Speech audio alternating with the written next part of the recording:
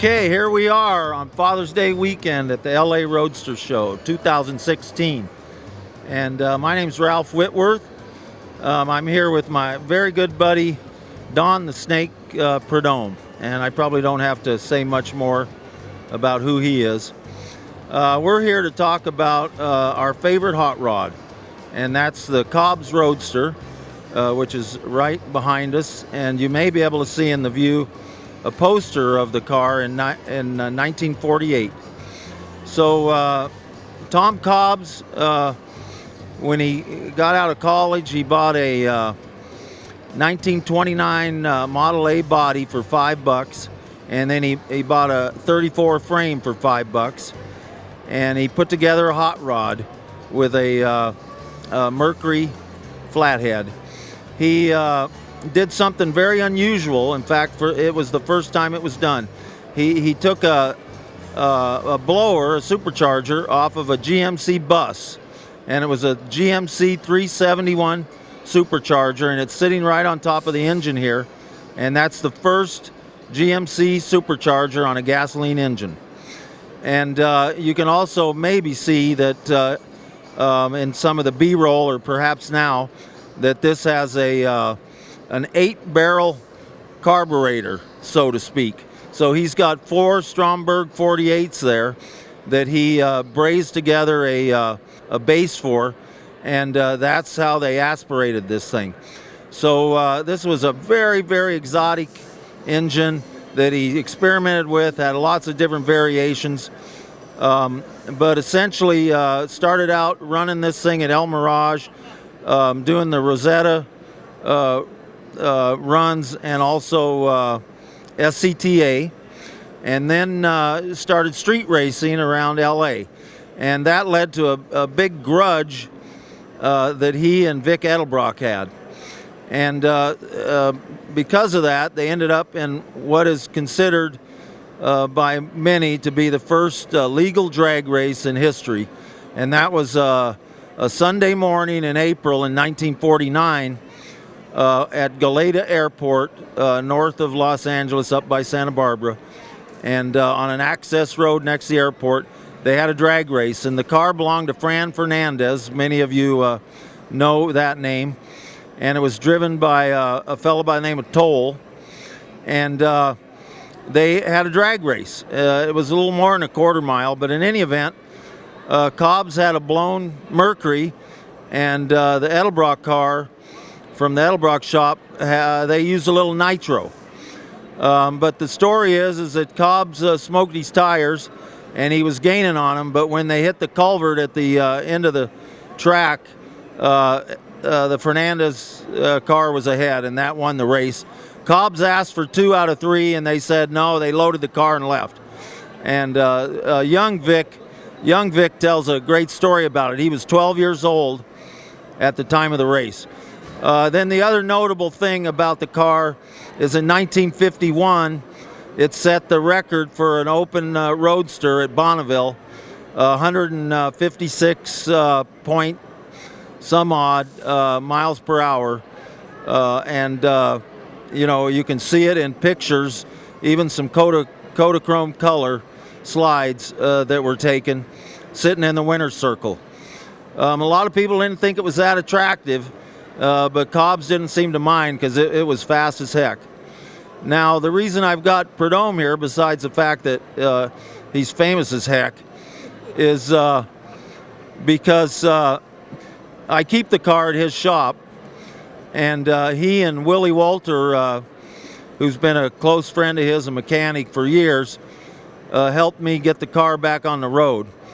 And he drives it and spends a lot of time with it, more time than I do.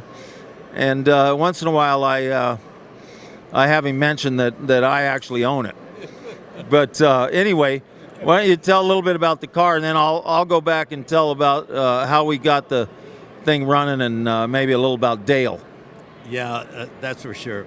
Yeah, it's as Ralph's saying here, we keep it in the at our shop in Vista, along with some of my personal cars. I still have some collectible cars, and just got done putting together a '67 Top Fuel dragster with a Ford Camry in it that we ran back in the day and called the Shelby Super Snake. So we're excited about that car.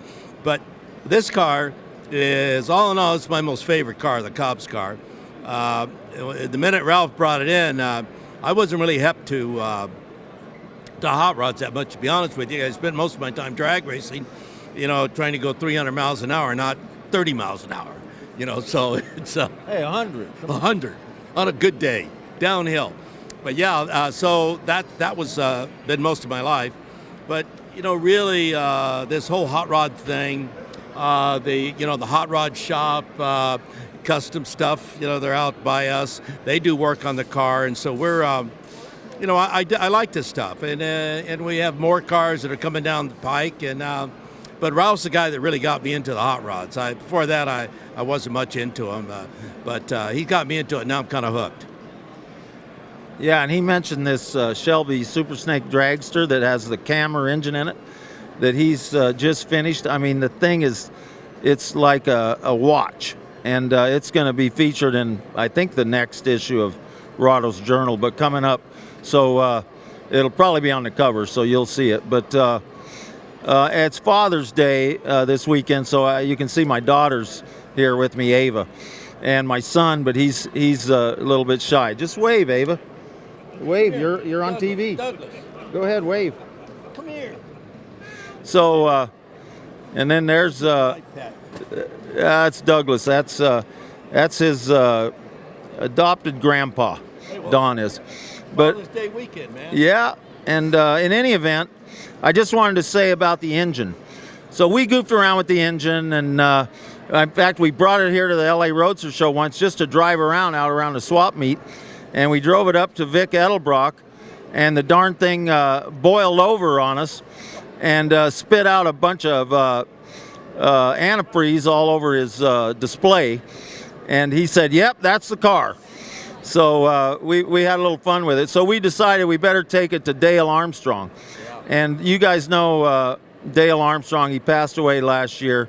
He was the best crew chief and mechanic and one of the best drivers in drag racing history. Anyway, this is one of the last engines he built.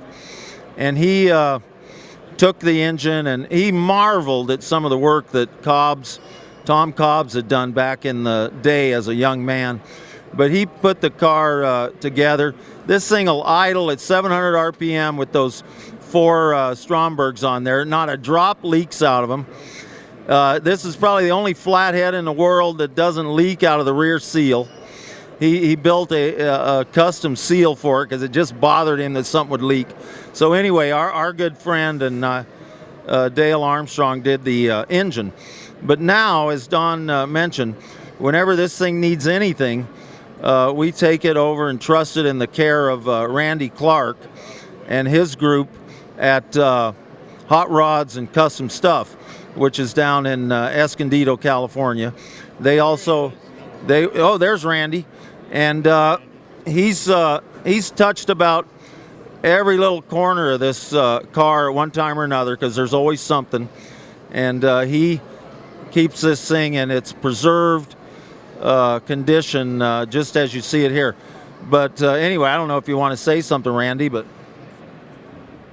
we'd just like to say thanks for the opportunity to help you with that great car. Don did a great job. We appreciate having it in our booth here today. And happy Father's Day. hey, that's good of you. So let's see, who else can we promote? We did Roadster Journal. We did the LA Roadster Show. Hot Rod and Custom Stuff. If you're anywhere in this Southern California area, you ought to have some work done down there because they're just amazing. And you're always getting promoted, buddy. I'm retired. You got to. When are you gonna? Oh, well, he started it up last week. Tell him just a bit about that Shelby Super Snake. So the partnership was Carol Shelby and Don Prudhomme. There's a couple of names. And this car is just unbelievable. Google that thing and just get a head start on it. Yes, it took going on 3 years to build the car, as many of these hot rods do. And I'm not used to that sort of thing. I'm used to 4 seconds, and my work is done. But waiting 3 years, so I said, I'm not the most patient guy in the world, but Ed Pink built the engine.